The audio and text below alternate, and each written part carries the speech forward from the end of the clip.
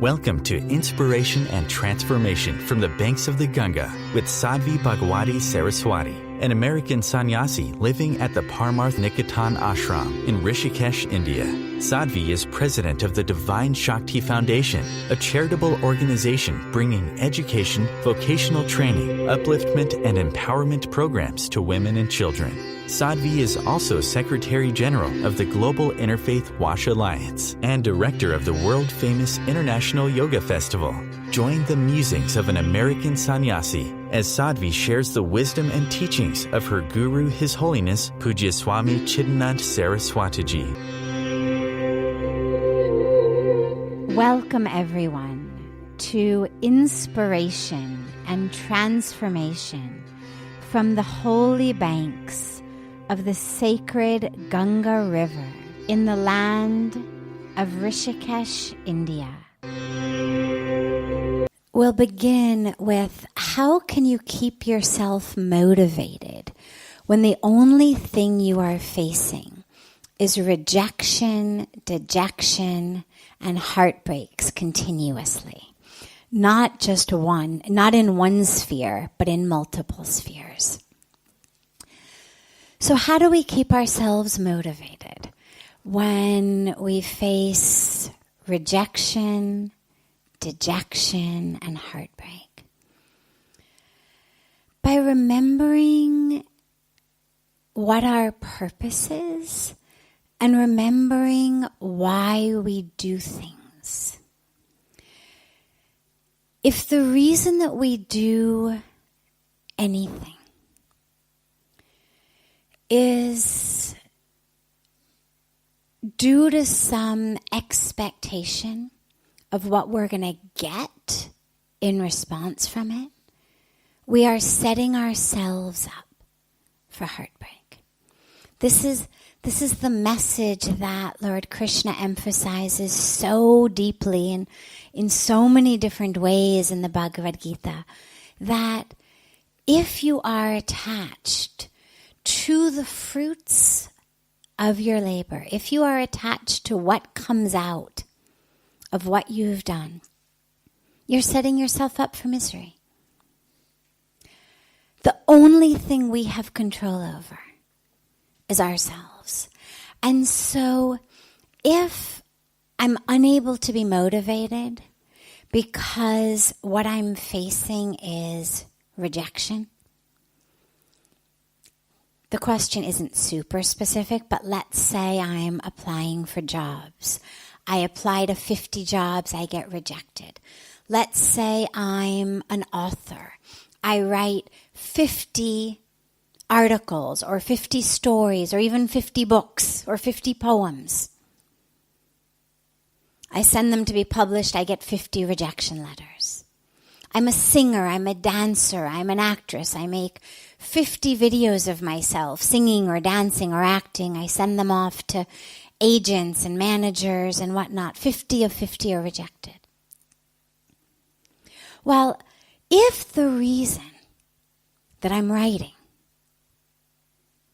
or if the reason that I'm singing, or if the reason that I'm dancing, or if the reason that I'm painting, or if the reason I'm doing any of these things is because someone is going to read it or see it and say, oh, that's brilliant, and make me a star,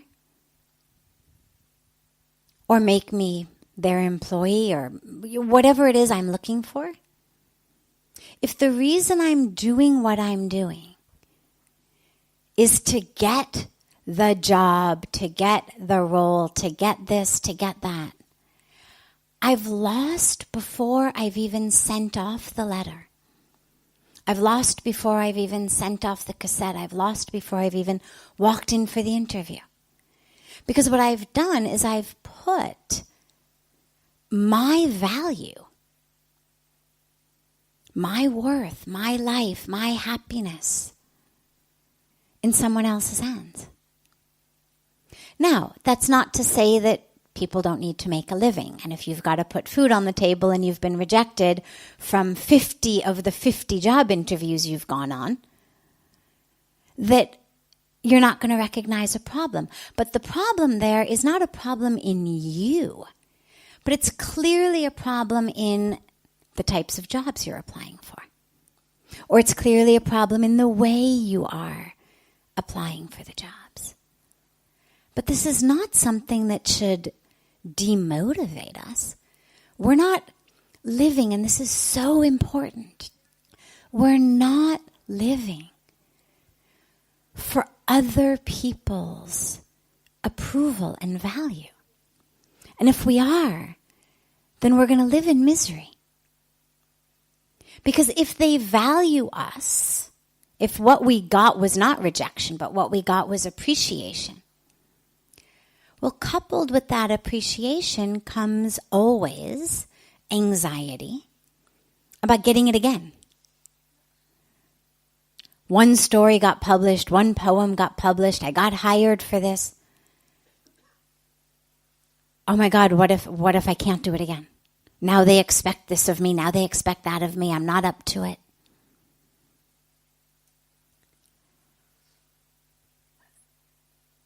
So even if we're succeeding on that level, we're failing ourselves inside, because what I've done is I've made my value and my worth contingent upon someone else's perception.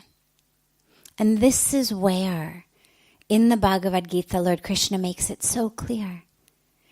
Do not be attached to those fruits, whether the fruits are what someone else says, whether they accept it, whether they reject it, whether they love it, whether they hate it, whether the fruit is something as literal as the fruit of a tree growing.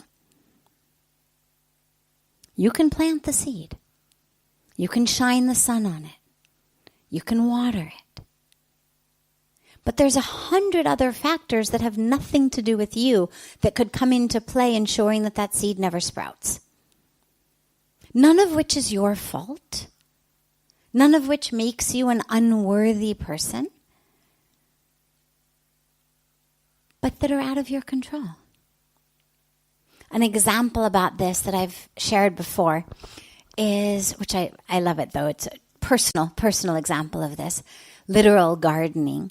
When I was living in San Francisco, we had moved to San Francisco from the Palo Alto area. And in Palo Alto, we had a proper backyard with, proper trees and proper dirt and proper plants and stuff. And in San Francisco, in an apartment, we just had little potted plants that you could put on a windowsill outside the kitchen window. And I love to cook. And I was a staunch vegetarian from the time I was a teenager. And so I had learned how to cook. And I loved to grow cooking herbs outside my window. First, I grew them in the backyard in Palo Alto, and then outside my window in San Francisco. And moved to the city, plant them. They don't grow. They don't even sprout. Not one of the 3 pots. I thought, that's weird. God, maybe the seeds were bad. I replanted them. I get nothing. Cannot even get a sprout. And even on something as seemingly insignificant as being able to get basil to sprout, nonetheless, it starts to sting at the ego. You're like, my God, I can't even do this? And especially when you're young, when you're insecure, you're, finding your way in life, little things like that even have really a sting on the sense of self. So I'm starting to feel miserable. I've now on my 3rd batch of seeds, nothing is growing. I see my neighbors, they're growing, so it's not the weather. First I blamed the weather. San Francisco's cold, it's foggy. Neighbor's basil's growing, my basil's not growing. One day I come home early from my PhD program where I was in school. Come home early, and we had adopted a cat when we moved to the city. And it was an indoor and outdoor cat, both. And I come home early. Usually I came home only in the evening. It was dark. But I came home early, middle of the day. And when I go in the kitchen to make some coffee, I look out the window and I see the cat in the pots of plants doing this in the dirt. Now, you tell me, regardless of how good the seeds are, regardless of how good the dirt is, how much sun, how much rain, if you've got a cat digging up the seeds you plant and throwing them all over the ground, obviously they're not going to sprout. Obviously you're never going to be able to grow anything. The reason I love this story is it so obviously had nothing to do with my value as a person. So obviously had nothing to do with my worth as a person, or even my value as a gardener or a cook. And everything to do with this extra variable of the cat.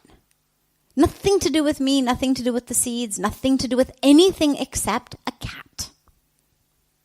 But if I hadn't come home from school mid-afternoon early, this thing was really starting to affect my ego. I mean, like, you fail at something. And again, I've chosen an insignificant story because even little things have the power to impact us so deeply. You fail at something, even something that insignificant, enough times in a row, and it really starts to erode your sense of self. And this is where the Bhagavad Gita and so many other scriptures are scriptures that don't require you to be a Hindu, are scriptures that don't require you to be Indian, are scriptures that don't require you to worship God in the name of Lord Krishna, but that are so universal because all of us, I mean, at 21, 22, I wasn't religious at all, let alone, I didn't even know who Lord Krishna was. But how valuable his teaching would have been for me if only I had had the benefit of having it in my life, which I didn't, and therefore had to wait until I showed up home from school early one day and discovered the cat and was finally able to feel okay about my gardening skills. But the same is true in bigger things. There's always another variable. It's not always a cat, but there's always another variable. And so, no matter how many times you get rejected, we must never lose our motivation, because actually the two things are not connected. And this is one of the most deep and important, I think, lessons of, yes, a spiritual life, but even just a general life. If even just your goal is to be happy, or your goal is to be peaceful, or your goal is to be productive or creative or in love, we do what we do, not because it's going to make someone else happy, but we do what we do because we've been put on earth with creativity, with skills, with abilities, with initiative, with compassion. And so we use those to act. And whether our acts are loved and accepted and revered and valued and purchased by others, or whether they're not, shouldn't impact our motivation for doing them. A flower gives fragrance regardless of whether anyone bends down to smell it. You never, ever, ever see a rose bush that finally decides, forget it. Like, why bother giving fragrance? No one ever stops. No one ever looks anymore. Everybody's on their smartphones all the time. Like, I could be a pineapple tree for all anyone walking by me would notice. So forget it. I'm gonna stop. Why use that energy to give fragrance? But she keeps giving fragrance. All of nature does what it does. This is when we talk about dharma. We do what we do because it's our duty, because it's our dharma, because it's who we are, because we love it. And of course, I'm giving lots of different options because the things that we do for different reasons. Some we do because we love it. You may write, you may paint, you may draw, you may sing, you may play a sport, you may dance, even though you don't have enough talent to actually ever be hired to do it, or to actually ever make a record, or to actually have anybody ever, buy it from you or want to hire you for it. But you do it because you love to do it. Or you may do things because they're your duty to do them. You've got a family to feed. Therefore, you pump gas. Or you wait on tables in a restaurant. Or you file papers. Or you do whatever people do.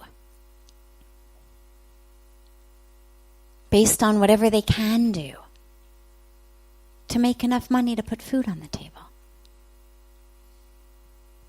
I don't know anyone who loves pumping gas or who loves waiting tables or loves filing papers.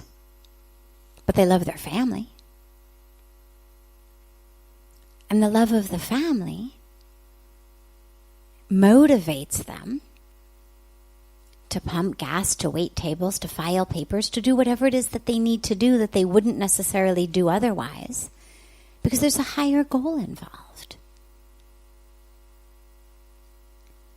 So the motivation has to come from something other than how is the world going to respond? Whether it's the general world, like I've put something out there on Facebook or on YouTube or in some public domain and I'm waiting, for lots of people to love it. Or I'm waiting for one person to love it. I've written a poem to one person I love and I'm hoping it's going to make, him or her love me back. Whether it's the world or one person, either way. If the motivation to do it is what those people are going to respond, then we're always setting ourselves up to be miserable. Because eventually they're not going to respond the way we want them to. And then it's going to sting. Because then it's going to feel like, I did something I didn't want to do just for you. And you didn't respond. Or I'm doing something that I may love to do, but even more than my loving of doing it is my loving of how you're going to all respond. I may love to sing, but I'm really attached to selling that record. My loving of singing's not enough. I need to find a record label. And until and unless I find a record label, I'm not able to enjoy the singing, because the singing becomes a means to an end. And that's where the problem comes in. And this is where it's so important that our motivations become, it's my duty. So, if you've got a job, you do what your boss tells you to do. Whether it's fun, whether they appreciate it or not, because at the end of the day, you're walking home with a paycheck that's feeding your family. Or you find another job. That's duty.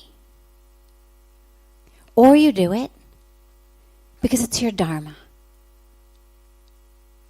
And again, the dharma is not necessarily sometimes the thing that you're doing.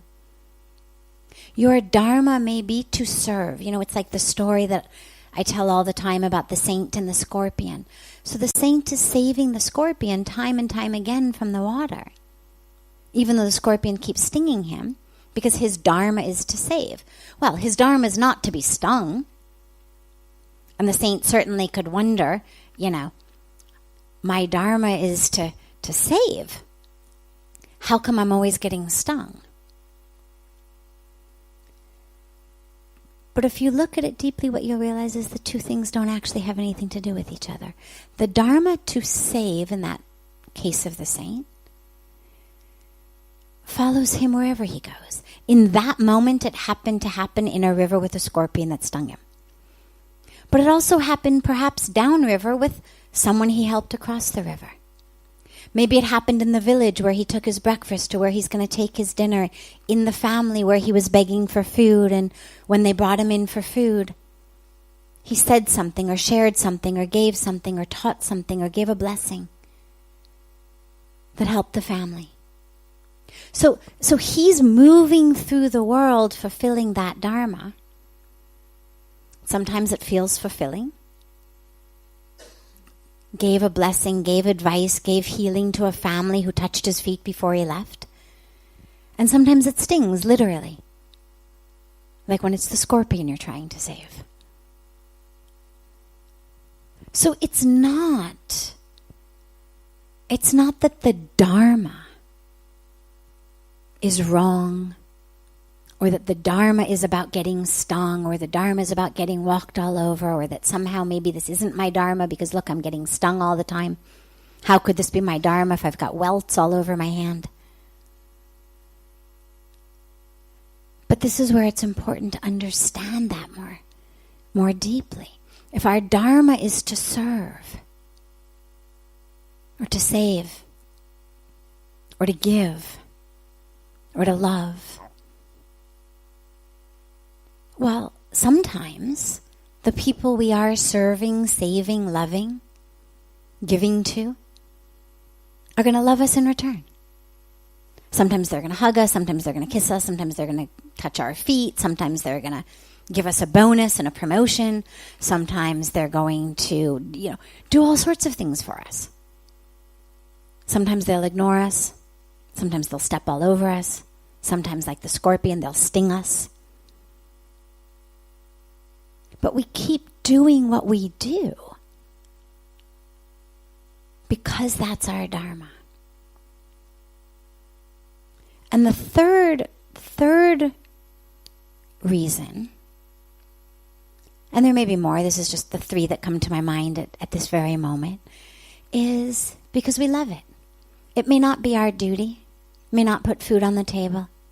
It also may not necessarily be our dharma. But we love it. I love photography. Love to take pictures. Used to do lots of it, don't do very much of it these days, but I love it.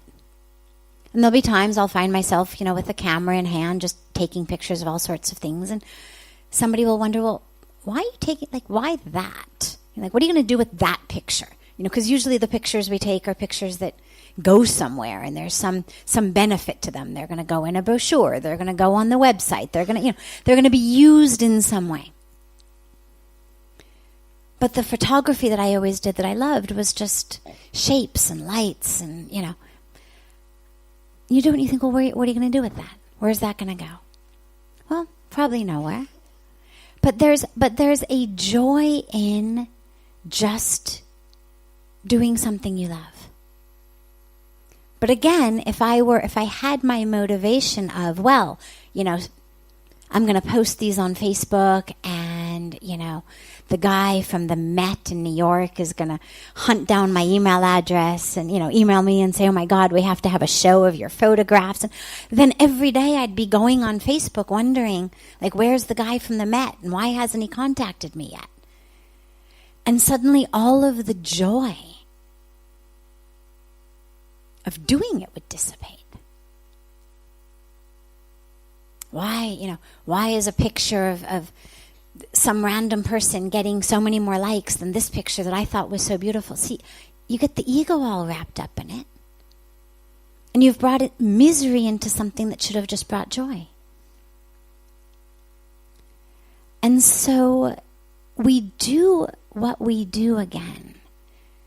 Our motivation, circling back to the specific question, our motivation is not that we're going to be rewarded, accepted, loved, praised for what we do. Our motivation is in the doing of it. The doing of it is its own reward, whether because it's our duty, whether because it's our dharma, or whether because we actually love whatever it is we're doing. But none of those three has anything to do with how the world responds to it. So yeah, sometimes there's rejection and dejection. Sometimes there's praise. But this again is what Lord Krishna reminds us, is that a yogi, a wise one, a spiritual one, is one who is neither lifted up too high in praise and success, nor one who is brought down in failure.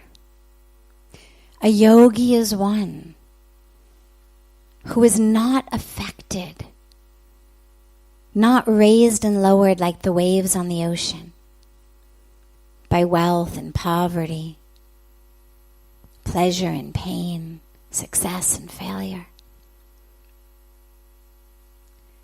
And so as we move in our spiritual world, the answer to that is not I don't do anything, it's I keep doing.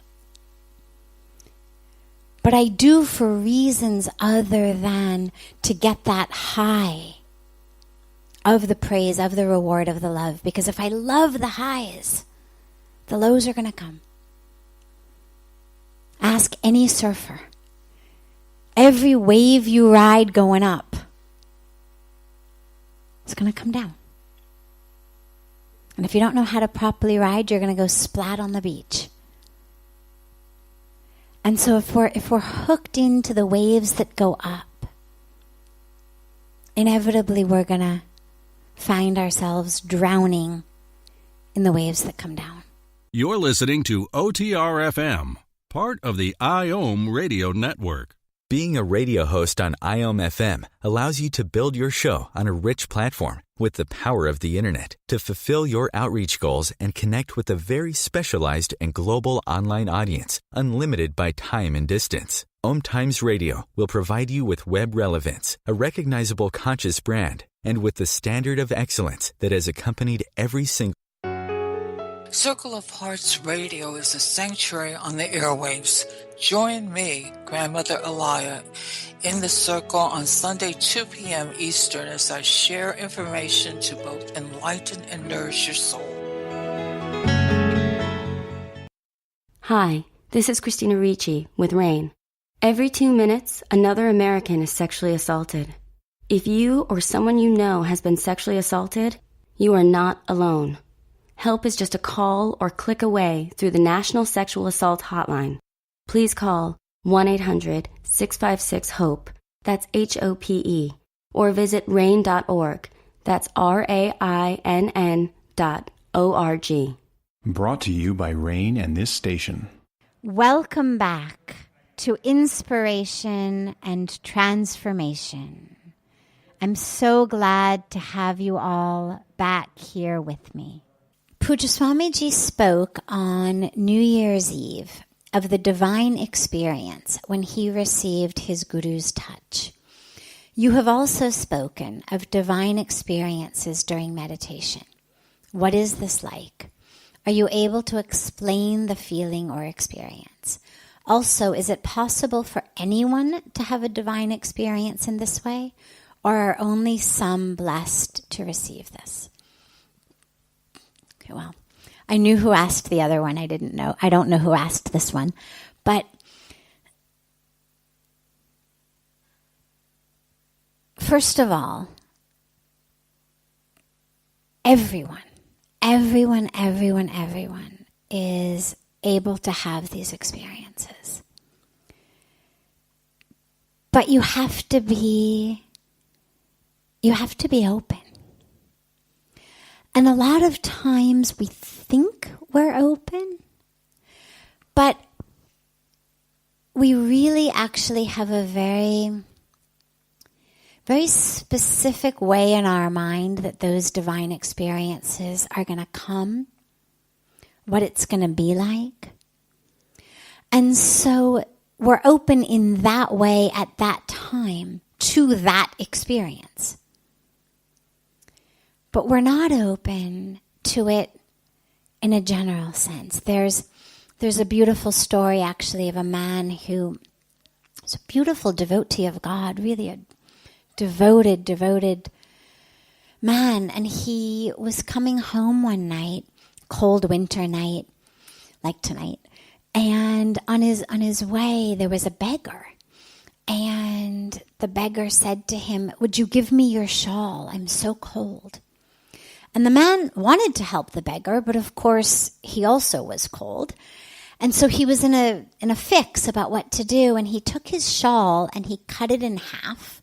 And he gave half the shawl to the beggar and he kept half for himself.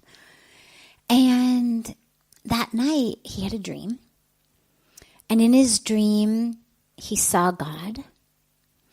And I've heard the story told both where God is there in the form of Jesus Christ, and I've heard the story told with God being in the form of Krishna. I'm sure you could tell it with God being in the form of innumerable other forms on earth.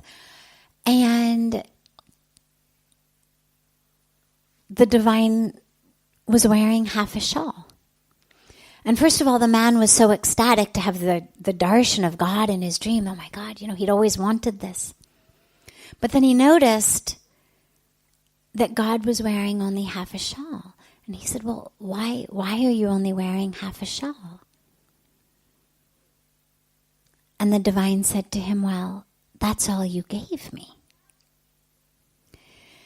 And the story has many possible morals depending on what you're trying to teach. But in this instance, the teaching is about openness. And so in our places of worship, in our mandirs, in our churches, in our synagogues, in our mosques, in our gurdwaras, in our meditation room, on the banks of Ganga, we're very open.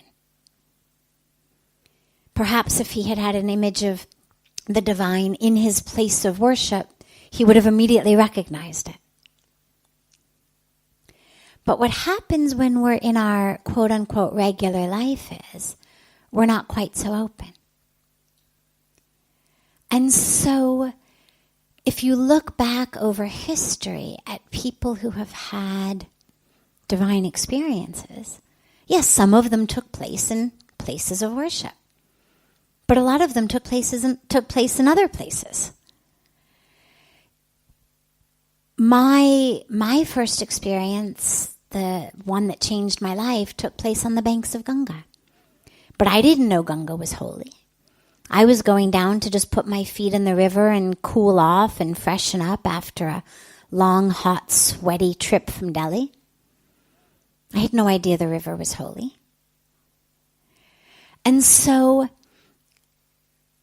like the man who didn't recognize God on the street, dressed as the beggar, in order to be able to have these experiences, we have to really be open all the time. And so, yeah, anybody can have the experience. And the reason I know that is because it happened to me. And so it's, we may think, oh, well, you have to be a dedicated meditator, you have to be a very sincere spiritual seeker, you have to be, I wasn't a meditator at all, forget being a dedicated meditator. I had never meditated.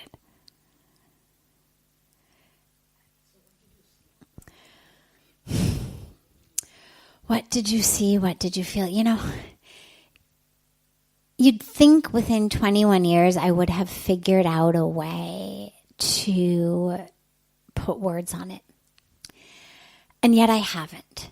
And the closest that I've come to be able to explain it verbally of what I saw in that moment was literally, I was staring out at Ganga, and it was literally an image of the divine that came to me in the form of this divine river. Now, it wasn't the image that I would later see of, Ganga. I mean, it wasn't that goddess. She wasn't sitting on an alligator. It wasn't anything like that. It also wasn't the image that in the Judeo-Christian tradition in which I was raised that we're taught when you think about God as sort of this, old man in some ways. I don't even know where that image comes to us. It certainly is not anything written in the scriptures. But if you talk to most people about their image of what God would look like, it's always this sort of old man. And it wasn't like that either. But it was a very, very clear image of divinity. That all of that in my visual field, all of the light, all of the form, all of everything came together to be. But what then happened was, as I moved my head, my visual field, what I realized was my visual field split into foreground and background. And the easiest way to explain this is, if you got a speck in your eye, if you got a piece of dust in your eye, or if you wear contact lenses and you got something on the contact lens, or if you wear glasses and there were a spot on your glasses, as you moved your face, the foreground, being that spot, would stay the same, right? The spot would stay with you even as you move your head. Background changes, but that spot stays there, right? Because it's in your eye or on your contact lens. And for me, that was what happened with this image of the divine, was it began on Ganga.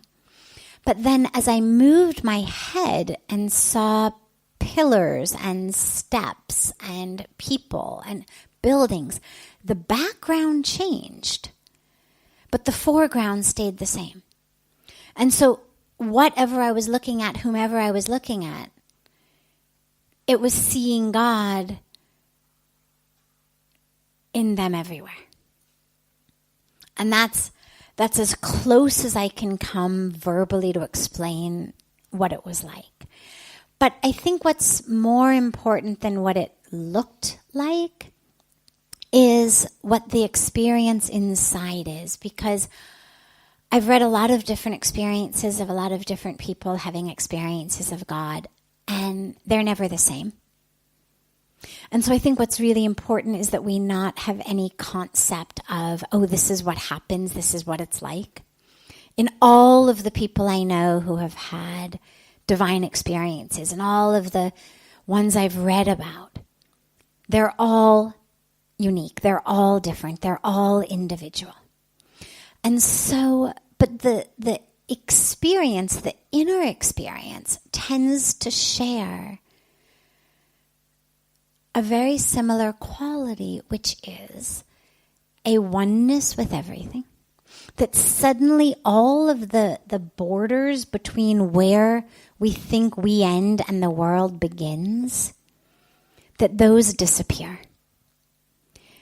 And that everything starts to just become part of one beautiful, sort of constantly merging and changing tapestry of shape, of color, of energy, of which we are part. And so the consistent piece of the experience is almost always an experience of the transitory nature of form. And so you lose an attachment to form, because in that moment you have an experience of form no longer being there anyway, and sort of the visual illusion of form. And a deep felt sense, awareness and experience of being an integral part of it all. And so the form and the energy of the universe being a part of yours and sort of merging and melting into all of this. If you think about what waves look like on an ocean, that would give you a good way to understand it. I mean, that's not for me what it looked like visually, but that would give you a way to understand it. Is if you watch the ocean long enough, you see waves and they come and they go and they come and they go and they come and they go. And if you were to do an open-eyed meditation on the ocean in such a way that your entire visual field included only the ocean, not like the hotel on the beach up there and, the kids playing down here, but just the ocean. In a while, what you'd see is you'd see form, content. You'd see the water sort of becoming form, coming back into itself, becoming form, coming back into itself, how sort of all of it really was just ocean. And that experience, although not always visually, but internally felt sense, is something that does seem to be pretty consistent between all of the experiences of divinity. And this is what all of the sages and the rishis tell us over and over and over again. In all of the mantras, in all of the teachings, the world is divine. This is what the Upanishads tell us, right? When we read the first mantra of the Aishupanishad and it says, Isha vasyamidam sarvam, yat kincha jagatyam jagat. Well, the whole universe is pervaded by the divine, right? We chant this. The whole universe is pervaded by the divine. There's nothing, no one that is not pervaded by the divine. So it only makes sense that when you have a connection with the divine in any way, that you're going to experience the same things that we're told about. I mean, clearly the rishis had experienced it. They weren't studying it somewhere, they experienced it. And then they wrote what they experienced. And the truth is, when you go to the mystics of all religions, those who actually were writing about their own mystical experiences, not just those who were, regurgitating things that they had heard somebody else say, but those who really were diving into their own meditative practices, they tell us the same thing. Different languages, different ways, but the teachings are all the same. It's all one. It's all God. Get far enough back from the tapestry and you're able to see that it's all perfect and beautiful. And yet, we are a crucial part of it, which means that we have to play our part. And that's where that interesting and beautiful spiritual paradox comes in of, yes, it's all perfect. Yes, it's all God. And yes, we must act. Yes, we must do our part. Yes, we must step up to the plate and fulfill our duty.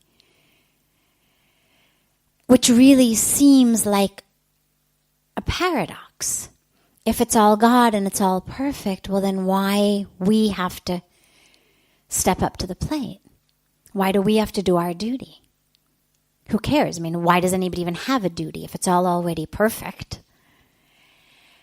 And when you have that experience of being such an integral part of the whole, that's what resolves the paradox. Because suddenly, it isn't a paradox. Suddenly it's not God's over here who's made everything perfect, and I'm over here, and so why do I have to do anything? When you have that experience of being one with the universe, however it comes to you, in whatever form, whether in meditation, whether in prayer, whether lying down and watching the stars, whether watching a sunset. I mean, there's as many different ways for that experience to happen as there are people who have already had that experience. But when you have the experience, what you recognize is that part of that perfection is you and your role. It's like the tapestry is perfect, so who cares if we remove the thread? Well, the perfection of the tapestry requires the threads to all be in place. And only if I'm thinking I'm not a thread would I not have to fulfill my role? Would somehow my actions not be part of the perfection of the universe? But when you recognize how integral all of us are as threads of this tapestry, then yes, it's all perfect. Yes, it's all God. And yes, my thread is crucial. And if it were de-threaded from the tapestry, the entire thing would unravel. That what is perfection is made up of all of these individual threads, of which I am one, when I'm feeling separate, and of which I am all when I'm in an experience of connection. This is OTR-FM, part of the IOM radio network.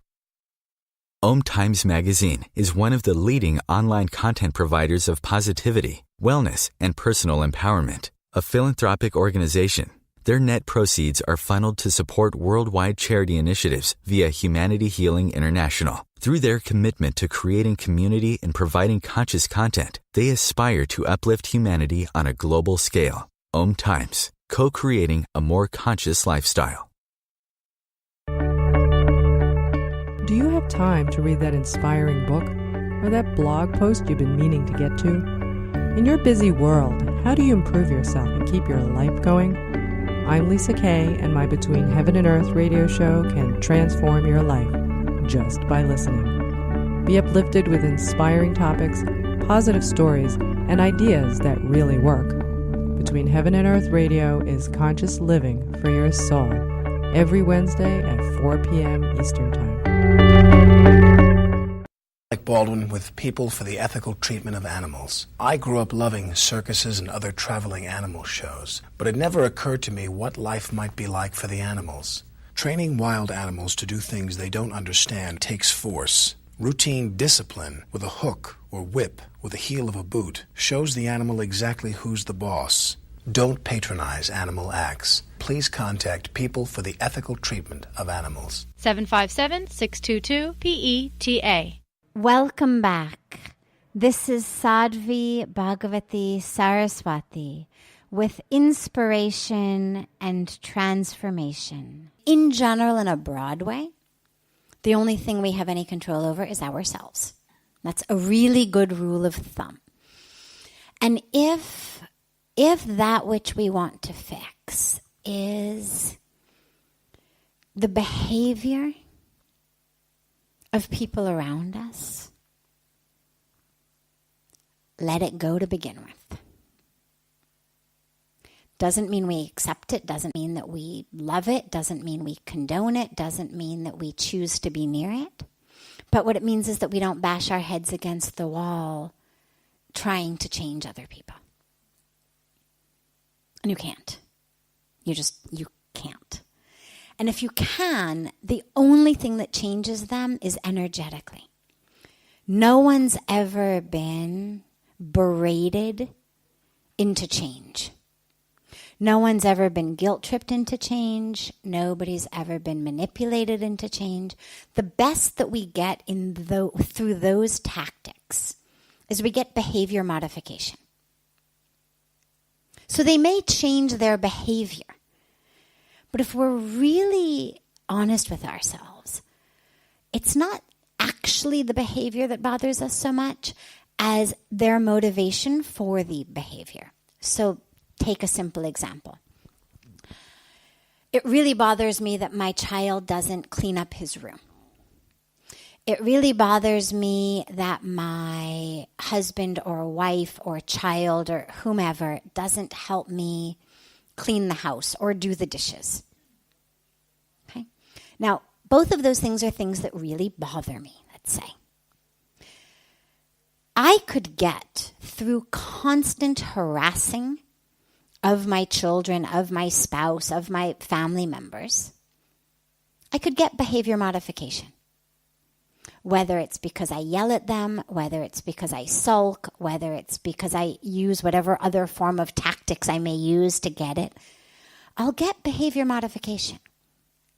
But the truth really is that what bothers me so deeply is not actually the room or the dishes. What bothers me is its respect.